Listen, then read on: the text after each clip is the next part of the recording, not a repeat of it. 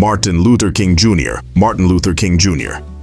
Martin Luther king junior அமெரிக்காவின் புகழ்பெற்ற மனித உரிமை போராளி, சமூக சீர்திருத்தவாதி மற்றும் அமைதி போராட்டத்தின் முன்னோடி ஆவார்.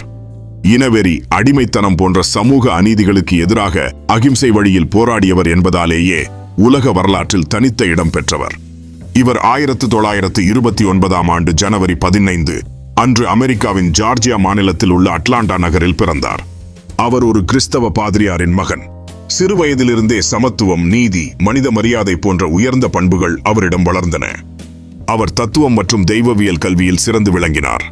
பின்னர் ஒரு பாதிரியாராகவும் சமூக தலைவராகவும் பணியாற்றினார்.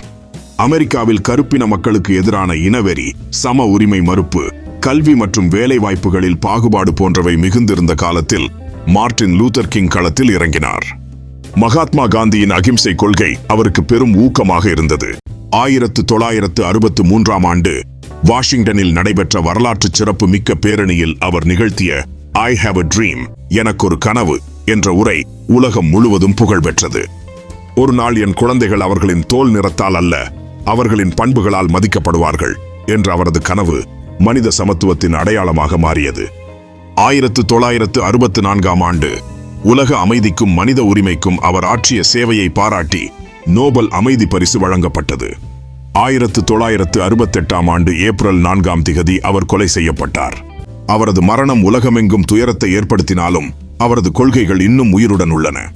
அமெரிக்காவில் ஒவ்வொரு ஆண்டும் ஜனவரி மாதம் 3வது திங்கட்கிழமை மார்ட்டின் லூதர் கிங் ஜூனியர் தினம், மார்ட்டின் லூதர் கிங் ஜூனியர் டே, ஒரு கூட்டாட்சி விடுமுறையாக அனுசரிக்கப்படுகிறது. இந்த நாள் இனவெறிக்கு எதிராக அகிம்சை வழியில் போராடிய மார்ட்டின் லூதர் கிங் ஜூனியரின் மனித உரிமை போராட்டங்களை நினைவு கூறும் நாளாகும். இந்நாளில் அரசு அலுவலகங்கள், பள்ளிகள் மூடப்பட்டு அவரது வாழ்க்கை, கொள்கைகள் மற்றும் சமத்துவ கனவுகளை பற்றிய நிகழ்ச்சிகள், உரைகள், சமூக சேவைகள் நடத்தப்படுகின்றன. மார்ட்டின் லூதர் கிங் ஜூனியர் மனித குலத்திற்காக வாழ்ந்த ஒரு மாபெரும் தலைவர். அகிம்சை, சமத்துவம், அன்பு, நீதி என்ற அவரது கருத்துக்கள் இன்றும் உலகிற்கு வழிகாட்டியாக உள்ளன. இன, மொழி, மத வேறுபாடுகளை தாண்டி மனிதனை மனிதனாக மதிக்க வேண்டும் என்ற அவரது கனவை நாமும் நம் வாழ்க்கையில் நடைமுறைப்படுத்த வேண்டும்.